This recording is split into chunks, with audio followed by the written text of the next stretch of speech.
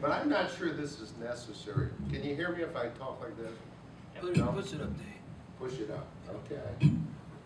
When I had a forum with the incumbent Rebecca Kubacki, it was very pronounced because she comes up to my navel, and so we really had to lift it. Whenever I talked to her, I had to bend down like this. So I was telling the crowd today as we walked the parade, and I had the privilege of walking and getting a sense that in close elections, the decision goes to the tallest candidate. And that seemed to work pretty well for the crowd. They found that entertaining. I just have a few words tonight. Let me get my notes out if that's okay. Can you bear with me here? There was a fellow, by the way, who was about to die.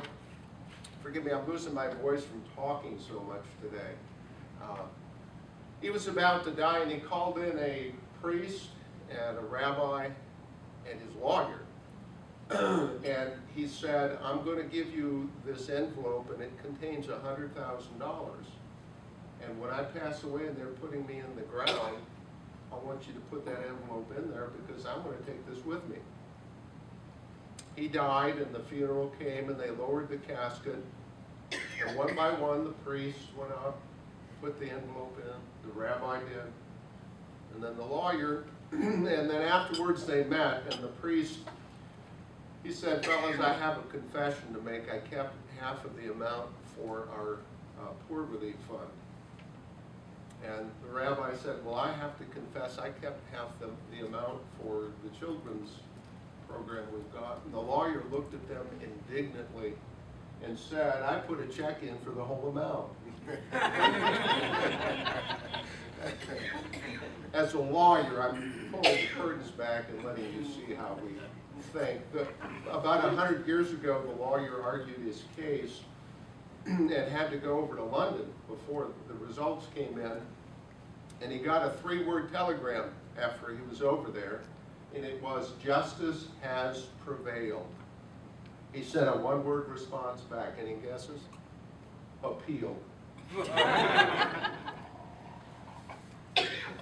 Abraham Lincoln, who, in my view, would have been a Democrat today because he doesn't preach secession, or he didn't. He was, I thought we settled that issue.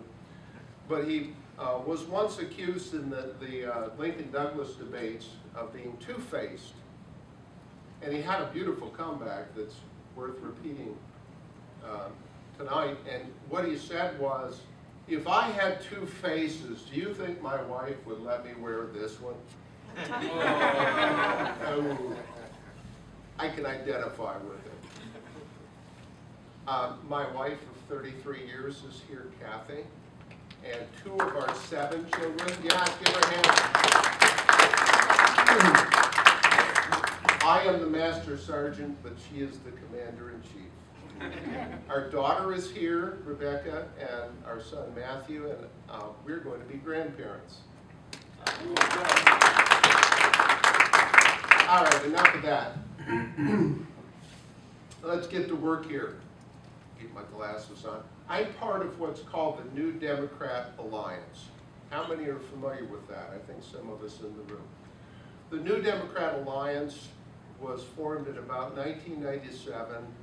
Bill Clinton, Evan Bayh was a founding member, Tim Romer, our congressman at the time. Those of us in the New Democrat Alliance are centrists. We're fiscal conservatives. We're fiscally concerned about how we spend money. And I think Dan and Gail gave an example of the concerns about let's operate within our budget.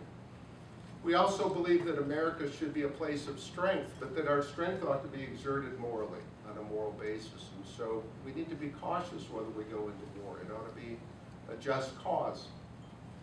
And this is the next part that I think is most significant to me. We believe there's not a conflict between liberty, which is what conservatives focus on, and justice, which is what our progressive friends focus on, that the two are compatible. And so we can have economic freedom, we can have sound capitalism, And we can have social justice within that. And I'll touch on some ideas about how we can accomplish that in the area of jobs. We're not after jobs, we're after good jobs for the district. And I'll talk about that in just a moment. And I'm certain that Justin, who's to follow me, is as focused as I am on these subjects too.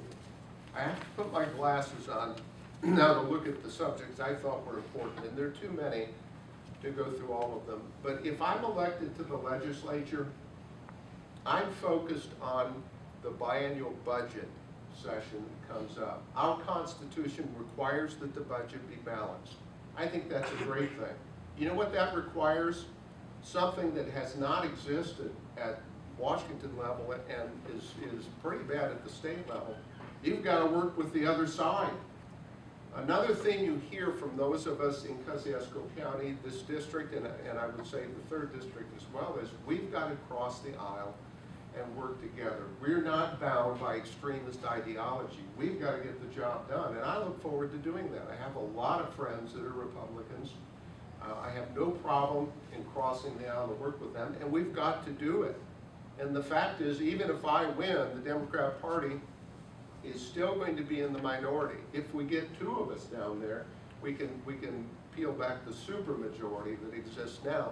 That simply means that the legislature has complete control of government because they can override the governor's veto. That's what exists now, and it's dangerous.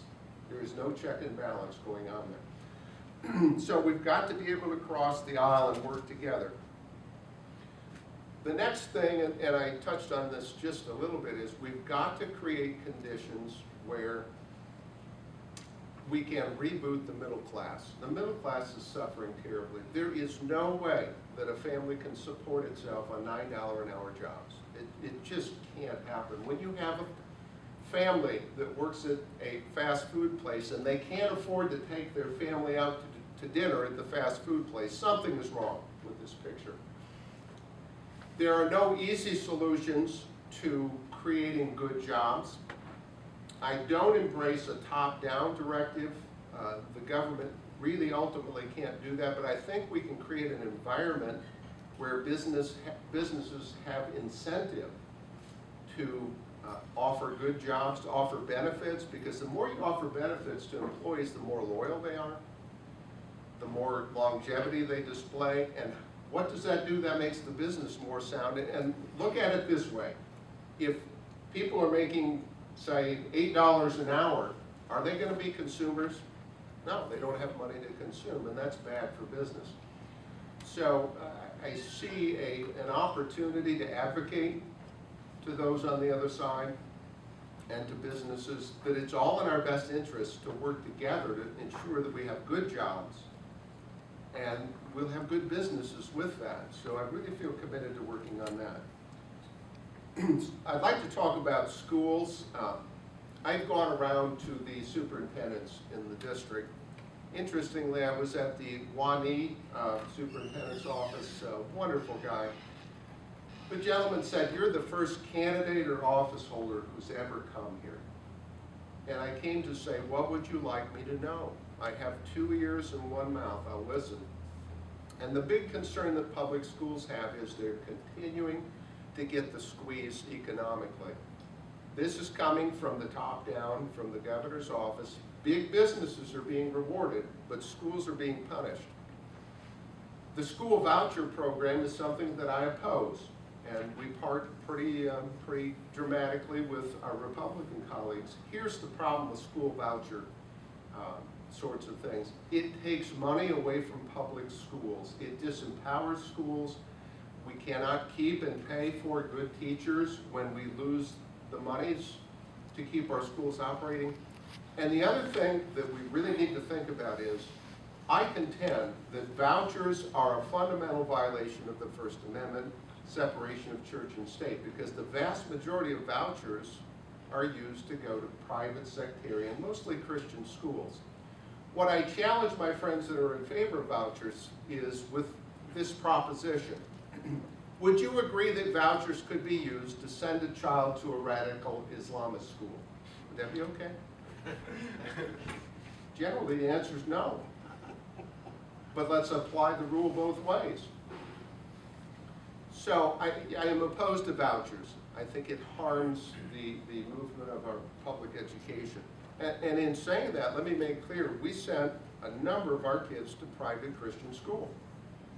We paid for it. I didn't expect the government to help me pay for it.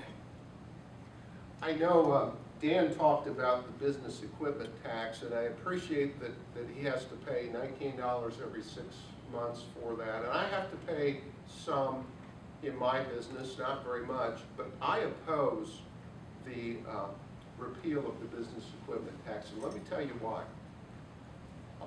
Excuse me, I have spoken to our local leaders and our county level leaders. I've gone to the towns and the clerk treasurers. That I think that's really important to do. Again, the message kind of has been, wow, we like to hear from people like you. And the issue is this: how are you filling the gap when you've lost $1 billion? That's what that tax generated that went back to local governments. And the answer is we're not sure. For one thing, they're considering a wheel tax, and in fact, I think they passed it. I have an idea on how we can get more wheel tax money. Press people, please don't put this in. Let's tax buggies too. We get a lot of money from the northwest part of the country. Now I'm kidding. But the point is, when this money that was generated from business equipment tax was lost, $1 billion was lost to local government. And when county governments are talking about letting county roads revert to gravel again, I find that atrocious. So unless we can come up with something to fill the gap, which does not shift the tax to average people like the wheel tax does, like even, Lord forbid, an increase in the sales tax. If we had an increase in the sales tax, we'd have the highest sales tax in the nation. Or even, and I shudder to say this, an increase in property taxes, real property taxes. Who does that hurt? That hurts average people. It hurts the middle class. So I will resist that. I also reject the premise that the business equipment tax scares businesses away. The idea is, well, less tax will attract businesses. I think regulation is what scares businesses, and we need to have smarter regulations. I also think if a business sees a community crumbling, they're going to look at that and say, we don't want to go there. That's a backwater dump. We need to have a community like Warsaw that's attractive, or like Napanee, or like New Paris. We can list them that are in my district, and I don't mean to exclude Silver Lake. Silver Lake's come a long way. So that's the problem I have with eliminating that tax. And I'm sure you'll be seeing more about how I'm a tax and spend liberal in the newspaper. But that's the reason for it, because it hurts those who need the help the most. I part with, I suppose, the more liberal wing of our party. Maybe not, because I think it cuts both ways. But I do not care for the Common Core. That's the educational mandate that's come down, where there's supposed to be nationalized standards. Here's the problem with Common Core, and I've learned this from teachers, again applying the 2-to-1 ratio, 2 years, 1 month. It bothers teachers. The math component, they don't understand, and the English component is too simplistic, especially at the lower levels. So I'm opposed to Common Core. We've drawn back on that and put a pause at the state. I don't see any problem with us working to have nationalized standards, but most education is local, and that's where we need to focus. Bearing in mind that some schools need a lot more help than others. In our district, we've got some really great schools, so it really is not an issue here. Just a couple more. The issue of the sanctity of life has come up in this race, and I have always been an outspoken pro-life person. However, there's a difference between being against abortion, right, and being in favor of life. I've been a member and was a national board member of Democrats for Life of America. We represent 22 million pro-life Democrats, but we're not so much pro-life, we're whole life. We're the party, by the way, that cares about people after they're born too, right? So, That's not in debate here in this race. Finally, I oppose, and I did before the courts intervened, but I oppose a constitutional amendment defining marriage for several reasons. First, using the Constitution to resolve social issues doesn't work. Top-down mandates don't work. That's really ultimately not libertarianism that they profess, that's authoritarianism. Social issues are resolved from ground up. And that issue's already been resolved in the younger generation. Let me give an example of an attempt to resolve a social issue that was an utter failure. Let's make alcohol illegal. Okay? How did that go? Right? It doesn't work. The second reason that I said many months ago was it's pointless to do this because the courts are going to slam this down. I rest my case. The Supreme Court is going to make this decision down the road, so that should not be a hot button issue when we go down to the state. Jobs, balancing the budget, schools, how do we fund the HIP program, the healthcare program, the nuts and bolts of it. Those are the items that I would focus upon. Now, I'm sorry that I'm dominating this time, but these things are really important. I want to say to my opponent that you call a debate a distraction. I find that offensive to the voting public. The debating is the essential core to this job. And if we had a debate, one of the first things I would say is, why did you accept $15,000 from a union and profess to be the conservative, the true conservative? The other question I would pose is, why would you take a contract with the clerk and on the election board website have a link to your campaign? You know, if I were to ask our local clerk to let me have my logo on her website and that link to my campaign, there's one word we would all come up with for that. That's outrageous. And I would like to debate that question.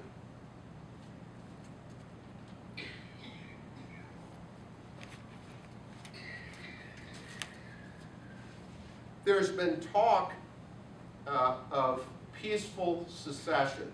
What a fascinating subject to debate. And here's my question.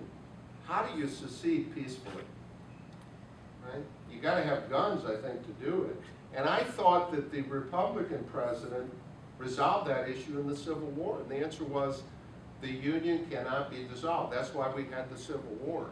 But we're hearing talk again of secession and nullification. How many have heard that word?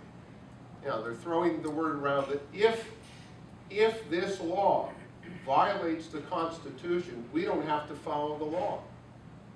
Well, who gets to say if it violates the Constitution?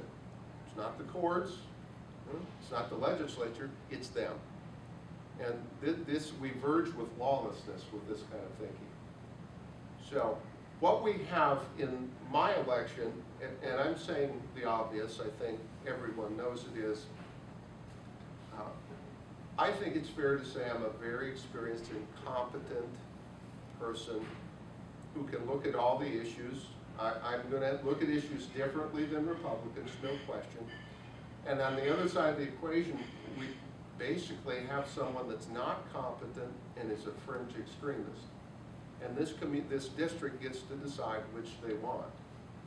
When I taught in Ukraine several years ago, one of the officials there said to me, and it's always stuck with me, he said, every people gets the leader it deserves. That's true here too. And I think we deserve better. As our motto at the party convention was, we can do better. Thank you.